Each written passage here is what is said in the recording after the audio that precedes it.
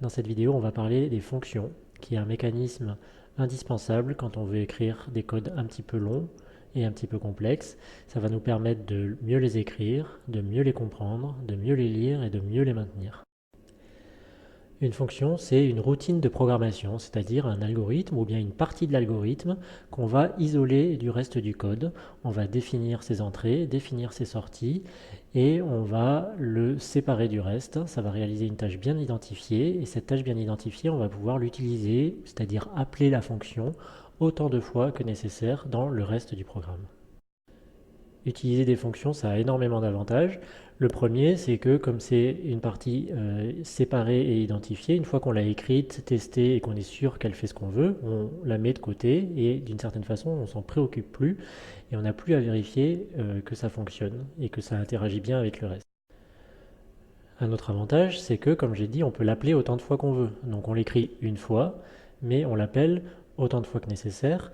D'autant plus qu'on peut envoyer des paramètres et donc le résultat de la fonction peut être différent selon les paramètres qu'on va envoyer. Donc ça, c'est un avantage très clair quand on a des tâches très répétitives. Et puis un autre avantage qu'on peut citer, c'est qu'une fois qu'on a écrit notre fonction, on peut utiliser cette fonction sans comprendre forcément le fonctionnement interne de cette fonction. Et donc on peut donner cette fonction à quelqu'un d'autre qui pourra l'utiliser sans forcément avoir à comprendre en détail son fonctionnement. Donc là, j'ai utilisé le mot routine, le mot fonction. C'est par abus de langage un petit peu la même chose. En pratique, il y a deux sortes de routines. Il y a la procédure qui effectue des opérations mais ne produit pas de sortie. Et il y a la fonction qui effectue des opérations et produit une sortie. Et on appelle ça fonction par analogie avec une fonction mathématique qui produit un résultat.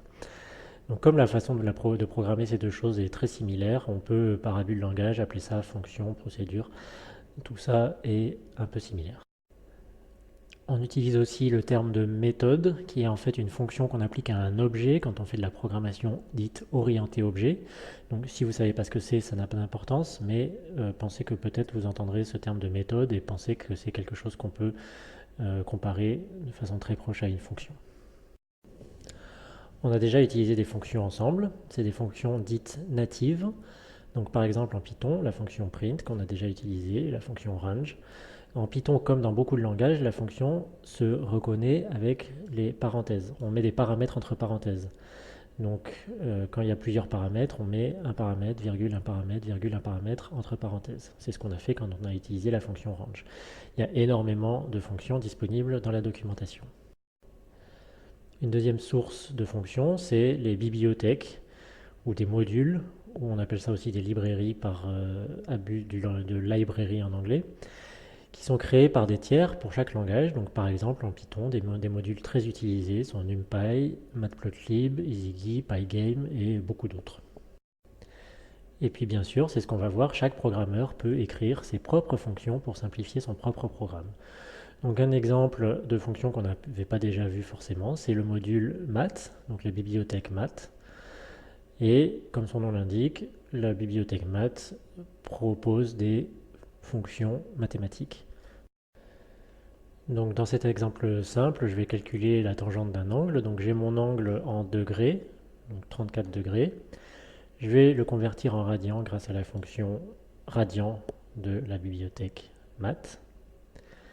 Donc grâce à ça, j'ai mon angle en radian. Et ensuite, je vais calculer la tangente qui prend comme paramètre un angle en radian qui est toujours dans la bibliothèque math. Donc si j'affiche la tangente de mon angle de 34 degrés, c'est 0,67. Alors bien sûr, il ne faut pas réinventer la roue, même si de temps en temps en TP on fera ça, on va réinventer la roue. Il y a beaucoup de fonctionnalités qui sont déjà implémentées dans des modules qui sont fournis soit avec la distribution standard de Python, soit qui sont très faciles à installer. Par ailleurs, on peut créer nos propres modules, soit pour se simplifier la vie, soit pour les distribuer ensuite. Donc des exemples de modules qui sont utiles, c'est par exemple math qui, comme son nom l'indique, donne des fonctions et des constantes mathématiques de base. OS qui permet de dialoguer avec le système d'exploitation pour créer des fichiers, pour parcourir une arborescence. Random qui fait de la génération de nombres aléatoires. Time qui gère le temps et l'heure, Calendar avec des fonctions de calendrier, URLlib2 qui permet de récupérer des données sur Internet, NumPy, SciPy, BioPython pour faire de la recherche de données, du calcul numérique scientifique, Pour faire des interfaces graphiques simples, il y a EasyGui ou Pygame.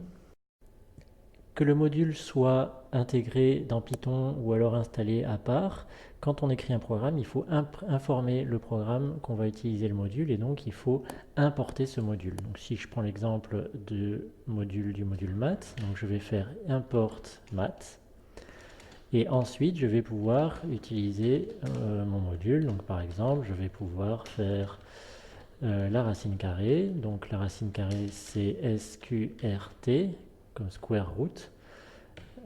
Donc on dit math.sqrt2a, ce qui veut dire que la fonction sqrt vient du module math. Et dans ce cas-là, j'ai ma racine carrée de a. Je peux utiliser math.sale par exemple, qui est la fonction qui arrondit à l'élément supérieur, ou alors pow qui élève à la puissance, en l'occurrence à la puissance 5, ou alors calculer le cosinus. Voilà. Une autre façon de faire pour s'éviter d'écrire à chaque fois math. Quelque chose, c'est d'importer uniquement les fonctions qu'on veut utiliser. Donc là, je veux utiliser ces quatre fonctions sqrt, sale, pow et cos. Donc je vais dire from math import sqrt, sale, pow, cos. Et dans ce cas-là, j'ai plus besoin d'utiliser le nom du module point, j'utilise directement le nom des fonctions et j'ai le même type de résultat. On peut aussi faire from math import étoile, ce qui permet de se servir de toutes les fonctions du module math, en l'occurrence, de façon complètement transparente sans avoir à les déclarer. Ça peut sembler pratique, mais en fait c'est plutôt déconseillé. D'abord parce que ça importe toutes les fonctions, c'est-à-dire en l'occurrence énormément de fonctions du module math pour rien. Donc il y a un problème de mémoire. Et puis surtout, c'est pas explicite, c'est-à-dire qu'on utilise des fonctions qui sont importées et définies nulle part dans notre code, et donc de temps en temps c'est un peu compliqué de se souvenir d'où viennent ces fonctions. Donc c'est plutôt quelque chose de déconseillé. Voilà pour cette introduction. Dans une prochaine vidéo, vous pourrez voir comment on crée nos propres fonctions.